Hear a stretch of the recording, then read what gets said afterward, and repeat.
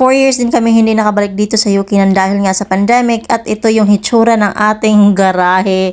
Ewan ko na lang, hindi ba kayo malulula nito? Nakaka-overwhelm, ang daming kalat, ang daming gamit.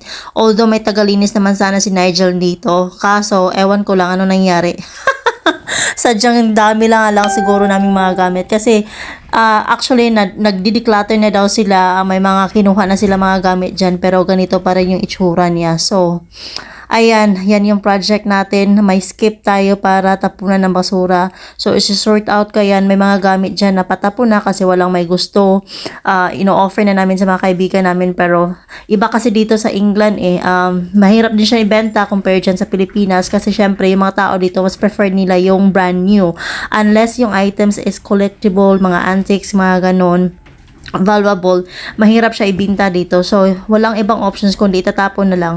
So, yan, there's me starting to sort out the things. Ayan, naghihintay talaga ako na maganda yung araw kasi dito sa UK, ang hirap ng panahon, predictable yung weather, umuulan, umiinit siya, tapos maya-maya umuulan. So, ngayon, it's a sunny day. So, I decided na gagawin ko siya today.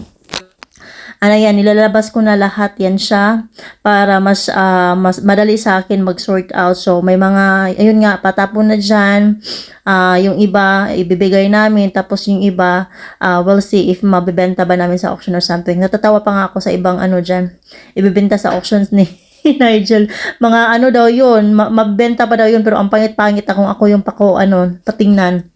So, ayan na yung ating basura. Hindi ko pa natapos lahat, pero yan, puno na siya. Malapit na siya mapuno at i-collect na rin ito siguro soon. So, pero hindi pa ako tapos. Ipapakita ko sa inyo yung end product talaga, yung result natin. Pero, marami pa talaga siya dapat ayusin. So, yan na lang muna. Salamat.